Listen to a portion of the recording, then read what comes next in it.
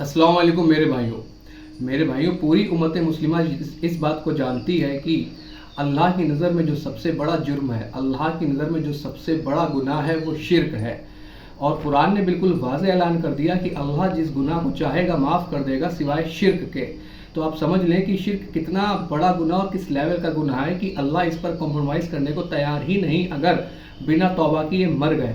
क्योंकि कुरान ने वाज़ेह फरमा दिया अल्लाह जिस गुनाह को चाहेगा माफ़ कर देगा सिवाय शिर्क के। लेकिन एक गिरोह एक जमात ऐसी भी है कि जिसे कुछ शिर्क नज़र ही नहीं आता और उस पर तावील दर तावील करती नज़र आती है। तो सबसे पहले ज़रा आप इन मुफ्ती साहब की इस वीडियो को मुलाज़ा फरमाएं। ये तो जनाब वलियों से मांग रहे हैं, अल्लाह से मांगना चाहिए था। हम दिनों से ना मैं देख रहा हूं सोशल मीडिया के ऊपर ना हाजी अब्दुल हबीब अत्तारी साहब की बुला, आप ना तकरीबन को 4-5 साल पहले गए थे बगदाद शरीफ में ना, तो वैसे तो वो जाते रहते हैं, उन पे अल्लाह का वैसे बड़ा करम है, अल्लाह का बड़ा करम है। अच्छा, वो गए ना तो वहां पर पूरा काफिला था, तो आप हुजूर गौसे पाक की खिदमत में कुछ फरियाद पेश कर रहे हैं कि आपके गुलाम आए हैं, इन सब की झोलियां भर दें।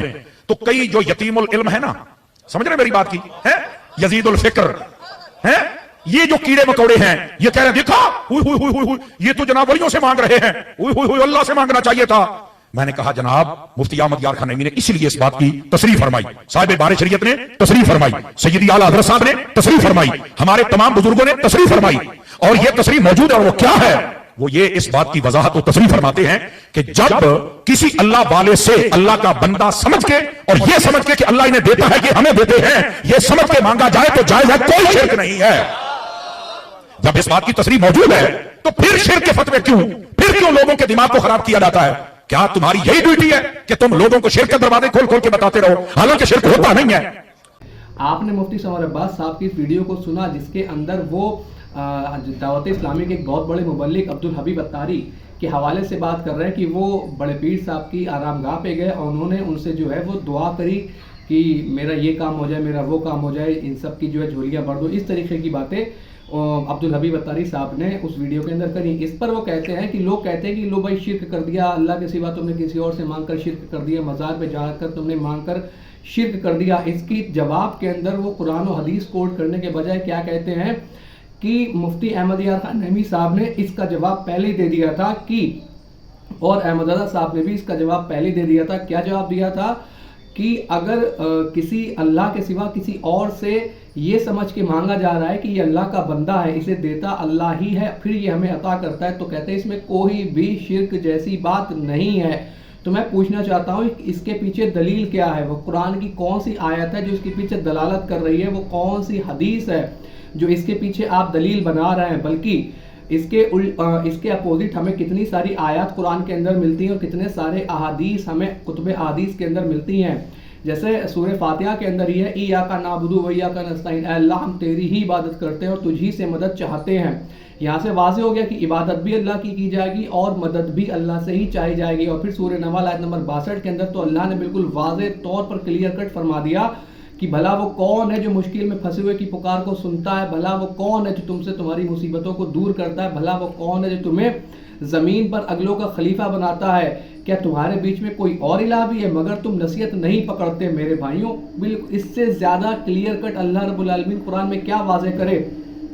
लेकिन वही बात है कि जब बड़े करते चले आए तो अगर आप इसे शिर्क बोलेंगे तो बड़ों से इनकार करना पड़ेगा, ये मानना पड़ेगा कि बड़े जो थे वो मुशरिक थे और उन्होंने शिर्क किया और शिर्क को प्रमोट किया। और ये बात मैं बिल्कुल दावे से कहता हूँ कि इस रूह ज़मीन के ऊपर, इस सब कॉन्टिनेंट के एरिए में जितना शिर्क मुफ्ती अहमद यार खान नईमी साहब ने फैलाया उतना शिर्क तो किसी ने नहीं फैलाया। जितनी भी इनके अंदर खराबियाँ मौजूद थी उन्होंने तोड़ मरोड़ कर उसे सही साबित करने की कोशिश की हुई है अपनी किताबों के अंदर। मेरे भाइयों देखें, एक होता है शिर्क फिल ज़ात, मतलब दो खुदा मान लेना, जैसे दूसरे मज़हब वाले मानते हैं कि खुदा अल्लाह के सिवा दूसरों को भी माबूद मानते हैं। और एक शिर्क होता है शिर्क फिल सिफ़ात, यानी अल्लाह की क्वालिटीज़ के अंदर शिर्क करना।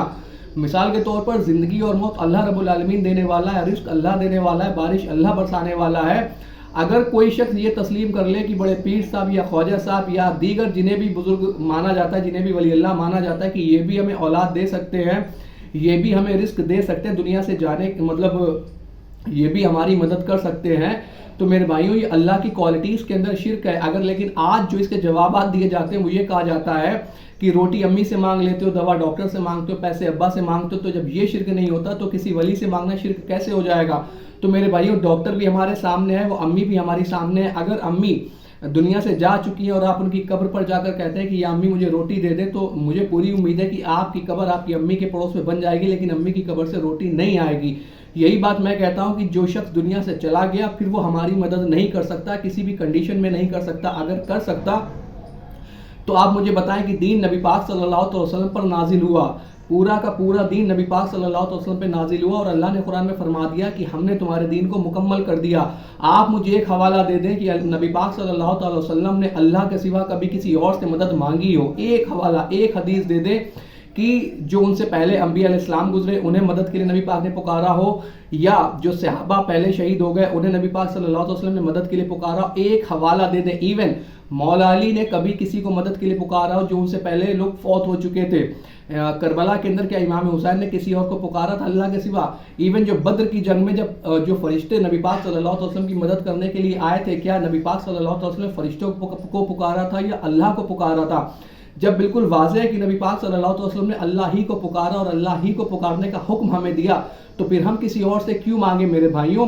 ہمارا وہی عقیدہ جو ابراہیم علیہ السلام کا عقیدہ تھا کہ جب نمرود نے ابراہیم علیہ السلام کو آگ میں ڈالا تو ابراہیم علیہ السلام نے فرمایا تھا حسب اللہ و نعم الوکیل, مجھے میرا اللہ کافی اور وہی سب سے بہترین کارساز ہے. تو ہمیں بھی الحمدللہ ہمیں اللہ کافی, ہمیں اور کسی کی ضرورت نہیں ہے. میری دعا, میری پکار, میری فریاد, میرا مشکل کشا, میرا حاجت روا سب کچھ اللہ ہی ہے. اللہ کے سوا کوئی کسی کی مدد نہیں کر سکتا. اور یہ جو چورن بیچی گئی ہے ذاتی اور عطائی والی, یہ صرف ڈھونگ ہے کہ اللہ نے انہیں عطا کیا ہے, یہ ہمیں عطا کرتے ہیں. اللہ انہیں دیتا ہے, یہ ہمیں دیتے ہیں. اس کے پیچھے کوئی ایک آیت تو ہوگی قرآن کی, کوئی ایک حدیث تو ہوگی.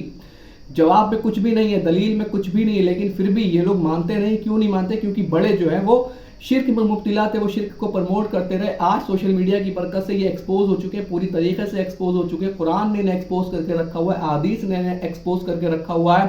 آج بچے کے پاس سچ پہنچ چکا ہے, لیکن یہ لوگ سچ کو تسلیم کرنے کو تیار نہیں. میرے بھائیوں, آپ کی جو حاجت ہو آپ غائب کے اندر فقط اللہ کو پکاریں اور کسی کو نہ پکاریں, کیونکہ وہی مشکل کشا اور وہی حاجت روا ہے.